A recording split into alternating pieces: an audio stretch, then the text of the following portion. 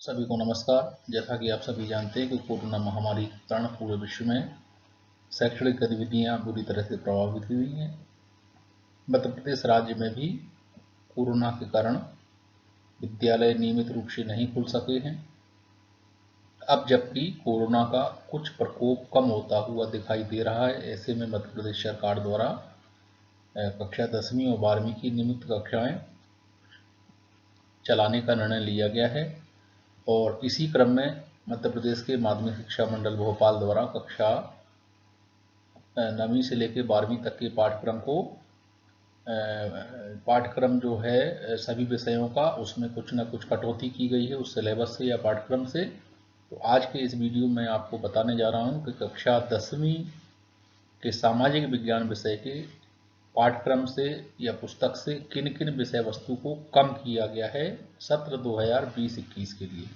उम्मीद करता हूं कि विद्यार्थी एक कागज कलम लेकर बैठेंगे या अपनी पुस्तक को साथ में रखेंगे, जिससे वो उन बिंदुओं को नोट कर सकेंगे जो आपके पाठ्यक्रम से कम किया गया है। हमारे शिक्षक बंधु भी इसको नोट करेंगे और उम्मीद करता हूं कि विद्यार्थियों तक इस वीडियो को पहुंचाने का प्रयास करेंगे, जिससे वो समझ सकें। अन्य माध्यम से भी या उनको जहां तक ऑथेंटिक जानकारी प्राप्त हो तो अन्य माध्यमों से भी विद्यार्थियों को अवगत कराने का प्रयास करेंगे। और हमारे पालकों तक भी इसको वीडियो रूप में या अन्य किसी रूप में पालकों को भी अवगत कराएंगे कि इस सत्र के जो पाठ्यक्रम है, सभी विषयों के पाठ्यक्रम उसको कम किया गया, लिहाजा ये सेशन बहुत महत्वपूर्ण है। इसलिए हमने जो कम किए गए पाठ्यक्रम को माध्यमिक शिक्षा मंडल की ऑफिशियल वेबसाइट से लेकर आपको वीडियो फॉर्म में देने का प्रयास किया। उम्मीद करता हूं कि आपको ये वीडियो पसंद आएगा, तो कृपया शुरू से लेकर लास्ट तक इसको देखते रहिए। तो चलिए हम शुरू करते हैं। माध्यमिक शिक्षा मंडल द्वारा कक्षा 10वीं के सामाजिक विज्ञान विषय के कितने पाठ्यक्रम को या कितने हिस्से को कम किया गया है। तो आपकी जो पुस्तक मध्य प्रदेश राज्य में संचालित, इसमें जो सबसे पहला भाग है वो भूगोल का है।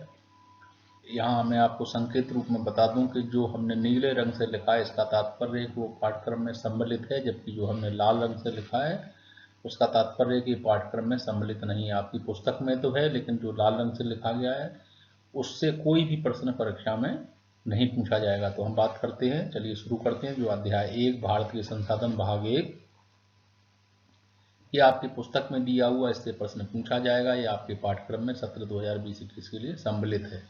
इसी प्रकार से अध्याय 2 भारतीय संसाधन भाग 2, ये भी आपके पाठ्यक्रम में सम्मिलित है, इससे प्रश्न पूछा जाएगा। जबकि आप देख पा रहे हो कि अध्याय 3 भारत में उद्योग, आप अपनी पुस्तक को खोलेंगे तो देखेंगे अध्याय 3 में भारत में उद्योग दिखेगा आपको। ये आपके पाठ्यक्रम से विलोपित कर दिया गया, हटा दिया गया है।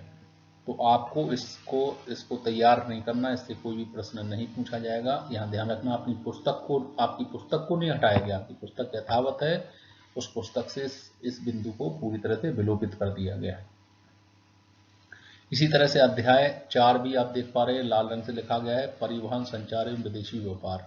इस विषय वस्तु को भी इस सत्र के लिए आपके पाठ्यक्रम से हटा दिया गया है। तो विद्यार्थी कृपया नोट करेंगे, शिक्षक भी उम्मीद करता हूं कि विद्यार्थियों को भी नोट कराएंगे और पालकों को भी अवगत कराएंगे।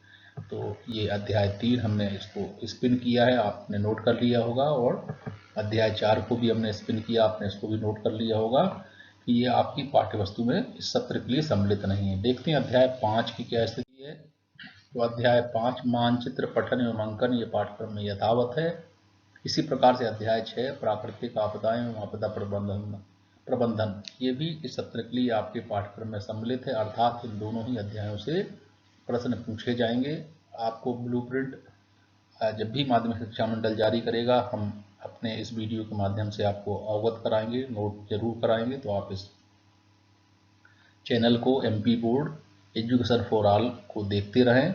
हम बात करते हैं अब अगले भाग इतिहास की। इतिहास में जो आपका अध्याय 7 है, इस अध्याय 7 को यथावत रखा गया है। 1857 का प्रथम स्वतंत्रता संग्राम ये यथावत है, इसमें से प्रश्न पूछे जाएंगे। इसी प्रकार से अध्याय 8 नीले रंग से लिखा है भारत में राष्ट्रीय जागृति एवं राजनीतिक संगठनों की स्थापना, ये भी पाठ्यक्रम में रखा गया है, इससे प्रश्न पूछे जाएंगे। तो बच्चे नोट कर लें, विद्यार्थी नोट कर लें, ये पाठ्यक्रम में सम्मिलित है। अध्याय 9 स्वतंत्रता आंदोलन से संबंधित घटनाएं, ये भी पाठ्यक्रम में सम्मिलित है और इससे प्रश्न पूछे जाएंगे। तो आपने देखा ये पूरे नीले रंग से लिखे गए। इसका तात्पर्य है कि सभी के सभी पाठ्यक्रम में सम्मिलित हैं, उनसे प्रश्न पूछे जाएंगे। तो आगे देखते हैं हटाया क्या है आखिर। अध्याय 10 स्वतंत्रता आंदोलन में मध्य प्रदेश का योगदान, ये आपके पाठ्यक्रम में यथावत रखा गया है। जबकि आप देख पा रहे हैं कि अध्याय 11 ये लाल रंग से लिखा गया है।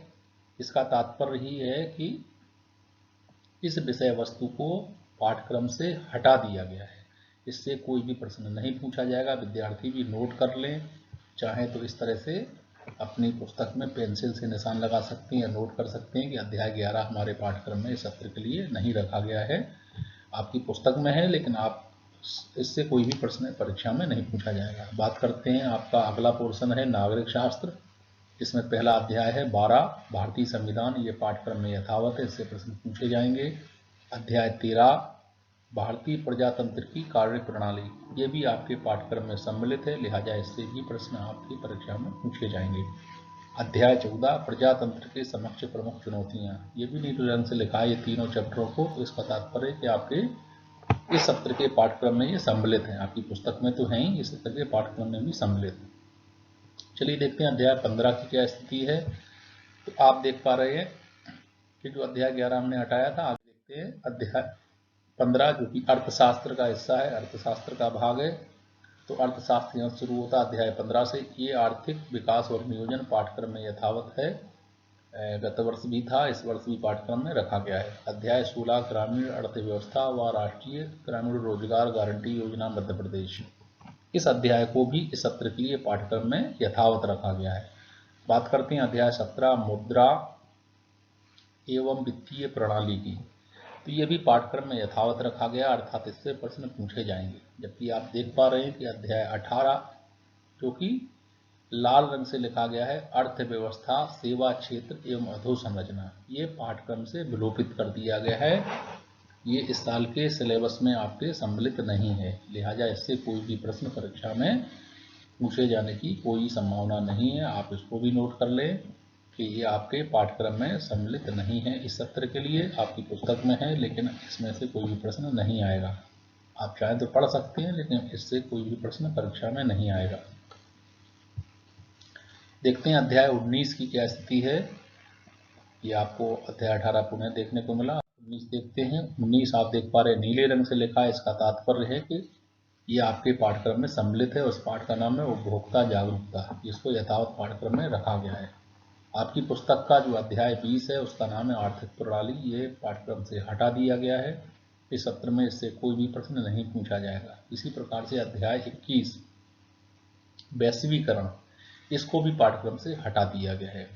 तो उम्मीद करता हूं कि आपने जितने भी पोर्शन हटाए गए हैं उनको आपने अच्छे से टिक कर लिया होगा, नोट कर लिया होगा।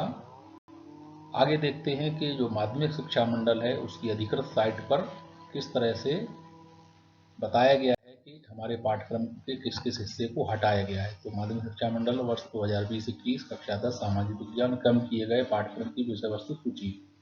उद्योग यहाँ छोटा सा लिखा है, वास्तव में पूरा नाम था भारत में उद्योग, इसको हटाया गया है।